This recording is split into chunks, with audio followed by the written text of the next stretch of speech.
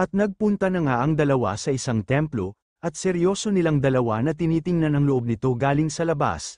Nagtanong naman si Mengday sa ating bida na kung bakit daw ba niya siya isinama dito sa lugar na ito. Hindi naman sumagot ang ating bida sa mga katanungan sa kanya ng kanyang master bagkus tinuro lang niya ang isang estatwa. Ang ginawa pala ng ating bida ay naglagay siya ng formation sa kanyang daliri at kanyang tinapat sa ulo nitong statwa. At bigla mayroong lumabas na isang maliit na kahon ng isang kayamanan galing sa statwa. Nagulat naman si Mengday nang kanya itong nakita at kanyang sinabihan si Chu Ziyu na kung paano daw niya nalaman na mayroong isang kayamanan dito sa loob ng statwa, at nakapunta na daw ba ito dito noon. Sumagot naman si Chu Ziyu kay Mengday na manood na lang daw ito, bakit ang dami pa daw niyang tanong sa kanya. At agad niya sinabihan si Mengday na pumunta na daw sila doon sa Shangjing City. Si Mengday naman ay nagtataka kung ano daw ba ang gagawin doon ng kanyang disciple. Sa ilang sandali nakarating na sila sa Great Ming Capital sa Shangjing City, sila ay sakay-sakay sa isang lumilipad na karwahe, at sa loob nito makikita ang prinsesa na masaya habang kanyang kinakausap ang ating bida. Sabi pa niya na ang kanya daw lolo at si Elder Mu Feiyan ay sasamahan siya doon sa Taizu Holy Ground Embassy pagkaraan ng ilang sandali. Sumang-ayon naman ang ating bida sa prinsesa, magkikita na lang daw sila sa susunod. At nakarating na nga ang ating bida at si Elder Mu Feiyan sa Taizu Embassy at agad silang naglakad upang pumasok sa loob nito. At nang papasok na ang ating bida, seryoso niyang tinitingnan ang paligid nito. Makikita naman ang mga magagandang mga babae na kanilang pinapanood ang ating bida sa kanyang pagpasok, at masyado silang nagwagwapuhan sa gumagawa ng recap na ito. Saad pa ng isang babae na pag ngumingiti daw ang gumawa ng recap na ito, ang kanya daw puso ay para ng matutunaw. At mas lalo naman tumibok ang puso ng isang magandang babae nang nagsalita sa kanya ang ating bida. Saad pa ng ating bida sa magandang babae na kung pwede daw niya siyang maabala upang gumawa ng mga masasarap na mga pagkain mula doon sa kusina, dahil mayroon daw siyang mahalagang bisita na pupunta sa kanya mamayang gabi. Nasabi na lang ng magandang babae habang hindi pa rin maalis ang kanyang tingin sa ating bida, na ang Holy Son daw ay tinawag siyang good sister. At maya-maya sa isang silid makikita ang ating bida at si Zhou Yunfei nga nag-uusap, habang ang manok naman ay nakikinig lang sa kanila. At kanyang naisip na nagtataka daw siya kung itong tao daw ba na ito ang mahalagang bisita ni Chu Ziyu o baka mayroon pa siyang isang bisita. Sabi pa ng ating bida kay Zhou Yunfei na huwag na daw itong mag-alala sa kanya dahil alam na daw niya ang kanyang gagawin. Sumagot naman si Zhou Yunfei sa ating bida habang lasing na siya daw ay natural nga nagtitiwala sa Holy Son at ang kanya daw ama ay kasalukuyan ngayon na nasa pag-iisa. Kung kaya kanya daw binabati ang Holy Son gamit ang pangalan ng kanyang ama, at kanya din daw sasabihin sa kanya na tiyak na mababayaran ang ating bida, matapos makabalik ang kanyang ama galing sa pagtitipon. Sa isip-isip naman ng ating bida habang kanyang pinapakinggan ang mga sinabi sa kanya ni Zhou Yunfei na itong tao daw na ito ay medyo mapagbigay. Dahil bibigyan pa daw niya siya ng dagdag na 300,000 Divine Essence Stones. Sa ilang sandali sa labas ng silid na tinutuluyan ng ating bida makikita na ginagabayan ng ating bida si Zhou Yunfei upang makaalis na sa kanyang silid. Nakangiti naman na nakikinig ang ating bida sa mga kadaldalan ni Zhou Yunfei. Habang si Mengday naman ay nakikinig lang sa kanilang likod kung ano ang kanilang pinag-usapan. At noong nakaalis na si Zhou Yunfei sa silid ng ating bida makikita sa loob nga nakatayo si Mengday at kanyang sinabihan ang ating bida na kung binigyan daw ba ng ating bida si Zhou Yunfei ng lason sa halip isang alak. Tama daw ba siya? At dinagdag pa ni Mengday na mayroon pa daw itong lakas na loob na tawagin si Zhou Yunfei na isang brother, ngunit sa bandang huli kanya lang din lang pala niya itong bibigyan ng lason. Wala namang imik ang ating bida sa mga sinabi sa kanya ni Mengday bagkus kanya lang hinawakan ang upuan upang umupo dito. Ayon pa ni Chu Ziyu kay Mengday na hindi daw siya ang tao na mabisyo, dahil sa pagdating sa kanyang mga kaaway kailangan daw niyang maging malupit sa kanyang sarili, at dinagdag pa ni Chu Ziyu kay Mengday na ang kanya daw master ay nag-cultivate ng maraming taon, wala daw ba itong nakitang mga halimbawa patungkol dito. Sigaw pa na sabi ni Mengday kay Chu Ziyu na siya daw na isang venerable, ay hindi na niya kailangan na paalalahanan patungkol dito, at iniisip lang daw niya na dapat niyang ilihim ang kanyang mga pamamaraan, katulad na lang ng paggamit niya ng lason, bilang isang Holy Son, hindi daw ito ang makadiyos na pamamaraan, at nagpapatawa daw ba ito sa kanyang mga ginagawa. Wala namang pakialam si Chu Ziyu sa mga kadaldalan ni Mengday bagkus kanya lang hinawakan ang kamay nito, sabay kanya na naman itong pinaupo sa kanyang upuan, Nagulat naman si Meng Dai dahil baka gumana na naman ang pagkamanyakol ng kanyang disciple. At habang mahigpit ang paghawak ng ating bida sa kamay ni Meng Dai, si Meng Dai naman ay mayroong nararamdaman dahil parang mayroon daw paparating sa kanilang silid, mamaya na lang daw nila ipagpatuloy ang kanilang kalandian. At sa ilang sandali kumatok sa silid ng ating bida si Immortal Biao, saad pa niya sa ating bida nga nandito na daw siya sa kanyang silid. Napatingin naman si Meng Dai sa ating manyakol na bida dahil bakit daw nakipagkita siya ng isang babae sa kanyang silid sa ganitong oras. Pero sa isip-isip ni Meng Dai ito ay masyadong nagselos dahil hindi daw siya nirespeto ng kanyang manyakol na disciple, bakit nag-imbita pa daw ito ng ibang babae sa kanyang silid, nandito lang naman siya. Sabi naman ng ating bida kay Meng Dai na magtago lang daw muna ito, dahil mamaya pag natapos na siya dito ay kanilang ipagpatuloy ang kanilang naudlot na ginagawa. At pumasok na nga si Immortal Biao sa loob ng silid ng ating bida habang mayroong dalang potion. Ayon pa ni Immortal Biao sa ating bida nga nagdala daw siya ng iilang rose nectar, sana daw ay interesado ang Holy Sun upang kanya itong tikman. At sinabihan ng ating bida si Immortal Biao na ilagay lang daw niya itong lahat dito sa lamesa. Sa isip-isip naman ni Meng Dai habang nakikinig sa kanilang pinag-usapan na si Immortal Biao daw nga nanggaling sa Yukyong Palace, ay direkta na dinala ang love potion sa kanyang manyakol na disciple, at gusto din daw niyang makita kung gaano kalakas ang kanyang manyakol na disciple sa sandali na ito. At agad na binanggit ng ating bida ang pangalan ni Immortal Biao, habang kanyang hinawakan ang mapupulang labi nito, si Immortal Biao naman ay kanyang sinabihan ng ating bida kung ano daw ba ang kanyang may itulong sa kanya sa mga oras na ito. Samantalang si Meng Dai naman ay masyadong nagselos na halos gusto nang sugurin si Immortal Biao dahil sa ginagawa nilang dalawa ng ating manyakol na bida. At biglang naging seryoso ang pakikinig ng selosa na si Meng Dai nang kanyang narinig sa kanilang pinag-usapan ang patungkol sa mga techniques, dahil ano daw ba ang mga techniques na kanilang pinag-usapan, pero bakit ang kanyang tingin kay Immortal Biao naging kahintulad lang ito sa kanyang manyakol na disciple? At sabi naman ng ating bida kay Immortal Biao habang nakangiti na ibalik daw niya itong potion kay Zhou at humanap daw ito ng paraan upang kanya itong maamoy na hindi niya nahahalata, at dinagdag pa ng ating bida na bumalik daw ito makalipas ang ilang oras at kanyang sabihan si Zhou Yunfei sa kanilang tagumpay. Sumang-ayon naman si Immortal Biao sa mga utos sa kanya ng ating bida. At sa ilang sandali seryoso na tinitingnan ng ating bida ang papaalis sa kanyang silid na si Immortal Biao. At nagtanong sa ating bida si Meng Dai kung bakit daw niya pinapunta dito sa kanyang silid si Immortal Biao. Ayon naman ng ating bida na kanya lang daw kinokontrol ang kaluluwa ni Immortal Biao. Nagtanong naman si Meng Dai na kung kailan daw ba ginawa ng kanyang disciple ang ganoon na paraan. Sumagot naman ang ating bida na noong nakaraan daw sa kasagsagan nang nag-inuman sila ng alak. At dinagdag pa ng ating bida na ang bote daw na yun na mayroong laman na lason ay tinatawag na Three Flowers Convergence, at gawa ito sa 3 uri ng mga lason, at nagamit na din niya ito kay Zhou Yunfei kanina noong kanya siyang pinainom. At hinayaan daw niya si Immortal Biao na ibigay ito sa iba katulad na lang ni Zhou Long, at ang huling natirang lason nga nasa kanyang kamay ngayon ay para ito sa kanyang sarili.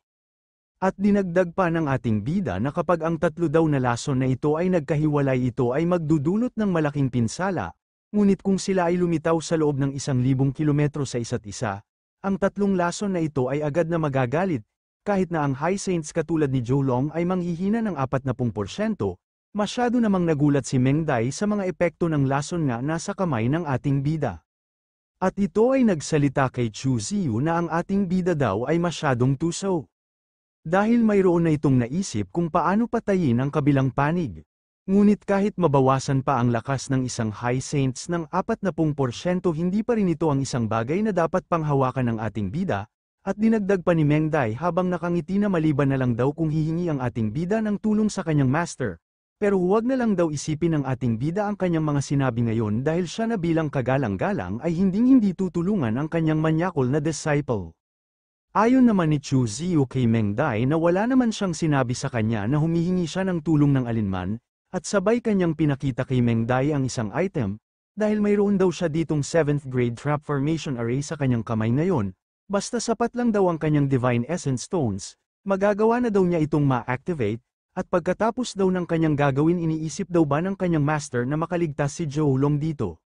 Nagtanong naman si Meng Dai sa ating bida na kung mayroon daw ba itong maraming Essence Stones, Sumagot naman ang ating bida sa kanya na kung alam na daw ba ng kanyang master na si Zhou Yunfei ay magbibigay sa kanya ng mga maraming Divine Essence Stones, ang pagbibigay ni Zhou Yunfei sa kanya ng ganoon na kayamanan ay natural lang dahil silang dalawa ay isang matalik na magkaibigan. Sabay binigyan ng ating bida si Meng Dai ng isang baso ng tsaa. Sinabihan naman ni Meng Dai ang ating bida habang kanyang tinanggap ang tsaa na ibinigay sa kanya ng ating bida na malas lang daw ang mga naging kaibigan ng kanyang manyakol na disciple. At ininom na nga ni Meng Dai ang ibinigay sa kanya ng ating bida na isang tsaa. At nang ito ay nainom na ni Meng Dai, siya ay natulala at pinapawisan dahil bakit daw siya pinainom ng kanyang manyakol na disciple. At ngiting sabi pa ni Chu Ziyu kay Meng Dai na itong kanyang hawak-hawak daw ngayon ay isang rose nectar na dinala kanina ni Immortal Biao. Hindi naman makapaniwala si Meng Dai nang kanyang makita ang rose nectar. At kanyang sinabihan si Chu Ziyu na kung alam daw ba niya kung ano ang kanyang hawak-hawak ngayon. Ayon naman ni Chu Ziyu kay Meng Dai na ang kanya daw disciple ay alam kung ano ang patungkol dito, dahil ang kanya daw disciple ay takot na hindi niya magawang matalo si Zhou Long sa pakikipaglaban, kung kaya upang makapaghanda ang kanyang minamahal na disciple hinihiling niya sa kanyang master na kanyang pataasin ang kanyang cultivation, o baka ang kanyang master ay umaasa na matatalo siya ni Zhou Long. At makikita naman si Meng Dai nga napakagat na lang sa kanyang labi at namumula ang kanyang mukha dahil alam na daw niya ang binabalak sa kanya ngayon ng kanyang manyakol na disciple, balak na naman siya nitong tuhugin. Saad pa ng ating manyakol na bida kay Meng Dai habang kanyang tinapik ang bandang likod sa ibabang bahagi ng katawan ni Meng Dai, napakiusap daw ayusin ng kanyang master ang kanyang posisyon, napaana lang si Meng Dai sa lakas ng pagtapik ng ating manyakol na bida sa kanya.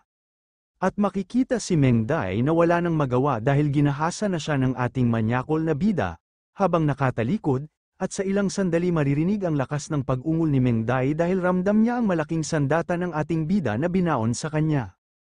At lumipas na ang 4 na oras na tapos na sila sa kanilang matinding bakbakan, at makikita si Meng Dai na ramdam pa rin ang kanyang pinsala sa kanyang katawan dahil sa laki ng sandata ng ating bida, habang si Chu Ziyu naman ay masaya habang nagbibihis ng kanyang damit.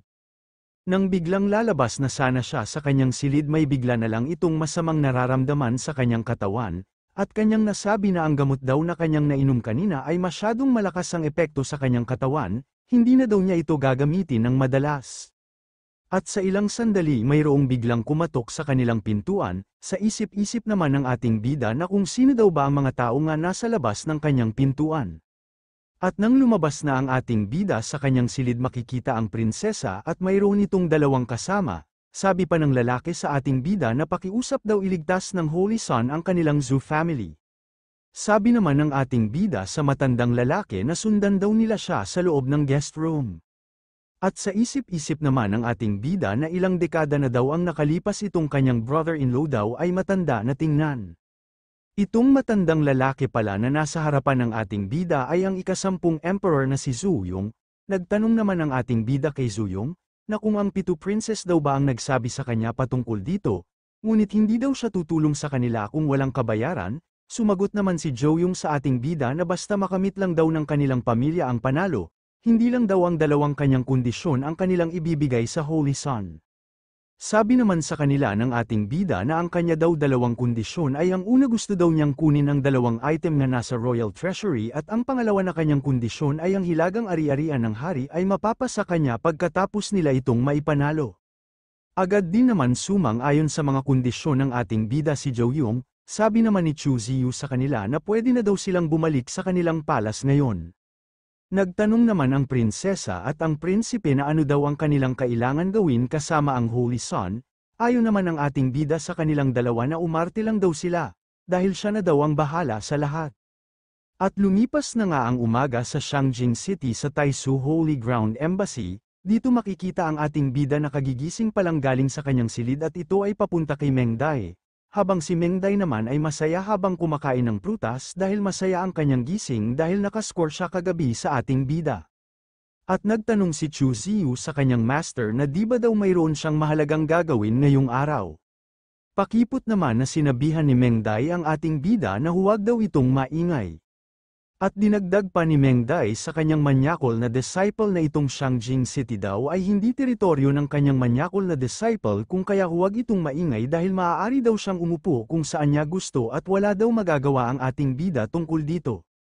Sabi naman ni Chu Ziyu sa kanyang master na huwag daw itong maglaro bilang isang pipi tungkol dito, ang kanya daw magandang mukha at personalidad ay bumagsak dahil dito.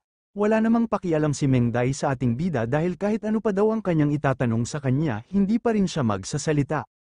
Pinapawisan naman si Chu Ziyu na kanyang naisip na itong babae daw na ito ay mahirap pakikitunguhan, sana daw ang kanyang minamahal na si Walu Fei ay hindi katulad sa kanya. At dahil sa katarayan ni Meng Dai sa ating bida agad itong hinawakan ni Chu Ziyu sa kanyang dalawang balikat.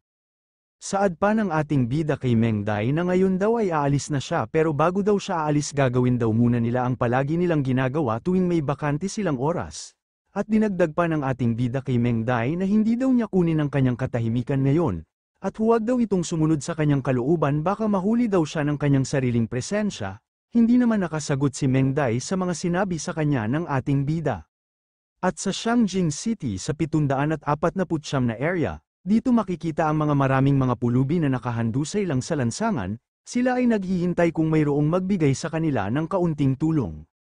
At makikita ang isang babae na kanyang sinabihan si Chu Ziyu na sundan daw niya siya dito sa loob ng silid.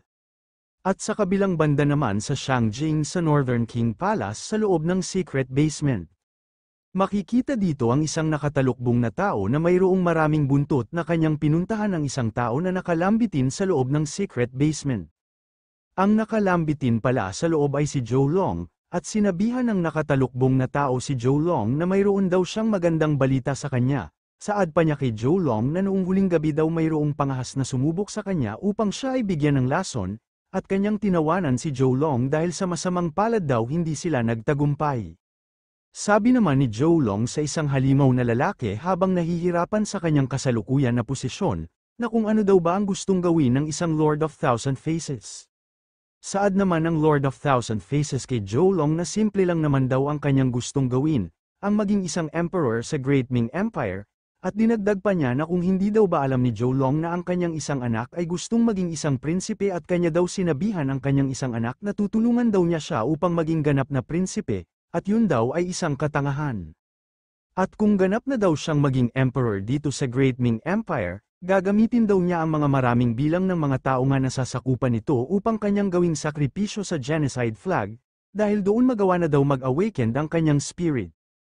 Sabi naman ni Zhou Long sa Lord of Thousand Faces na ang Taisu Holy Ground daw ang pipigil sa kanya, at sa isip-isip ni Zhou Long na siya daw bilang si Zhou Long ay nakikipaglaban sa kanyang buong buhay para lamang sa Great Ming Empire at ni minsan ay hindi pa daw siya nabigo.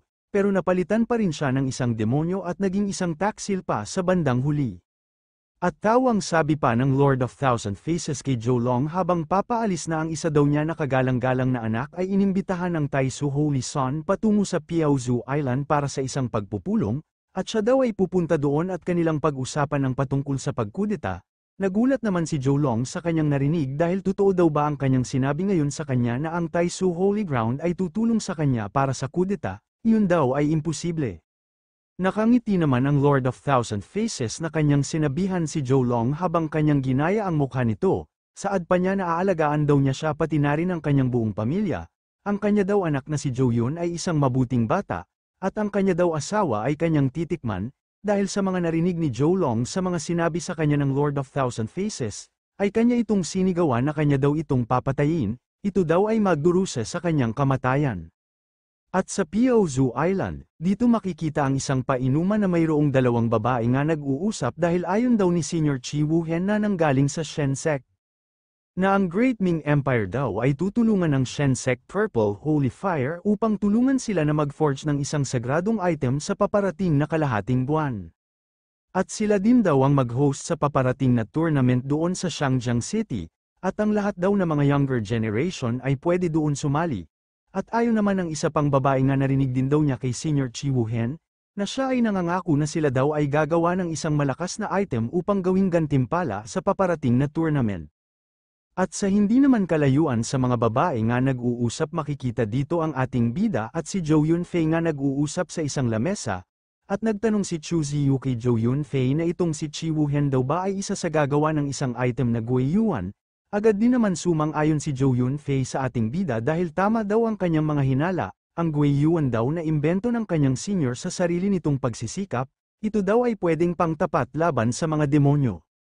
Sa isip-isip naman ng ating bida na matagal na daw niyang gustong gawin ang item na ito, at hindi daw niya naisip na itong Forge ang master na ito ay biglang lumitaw dito sa Southern Realm, at hindi din daw niya inaasahan na itong si Zhou Long ay napakaingat sa mga lason at sa mabuting palad si Lady Biao ay hindi nalantad.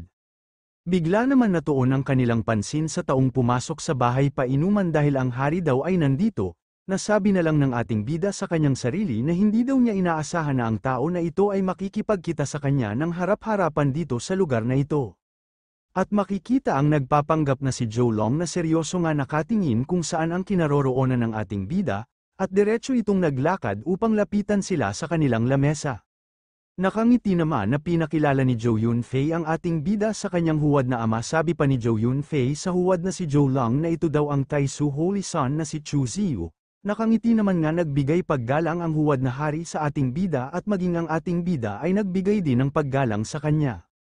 At sinabihan ng huwad na hari ang ating bida na uminom daw sila ng Holy Son ng magkasama. Sumagot naman ang ating bida sa huwad na hari na marami daw gawain nga nakamit ang hari, siya daw ay taos-puso na uminom kasama ang hari. Habang tinitingnan ng ating bida ang huwad na hari, siya ay nagtataka na kung bakit kanya daw nararamdaman ang presensya ng demonyo sa hari, at hindi na daw nakakagulat na nabigo ang lason, dahil ang lason ay likas na sa mga demonyo. Nagtanong naman ang huwad na hari sa ating bida na kung nasabi na daw ba ng Holy Son kahit kanino ang kanilang napag-usapan ng kanyang anak. Sumagot naman ang ating bida sa kanya na ang ibig daw bang sabihin ng hari sa kanya na itong tasa na kanyang hinahawakan ngayon, may gumawa ba ng isang bagay na masaya. Sa isip-isip naman ng ating bida na matagal na daw siyang naglaro ng mga lason, kanya daw itong bigyan ng lason kapag magkaroon siya ng pagkakataon upang mamatay na ito. At bigla makikita si Yunfei na bigla na lang bumagsak sa lamesa dahil kanyang naramdaman na siya pala ay nalason. Sigaw pa na sabi ng huwad na hari kay Zhou Yunfei na kung ano daw ba ang nangyari sa kanya, habang ang ating bida naman ay seryoso lang na kanyang tinitingnan si Zhou Yunfei na iniinda ang pinsala ng lason.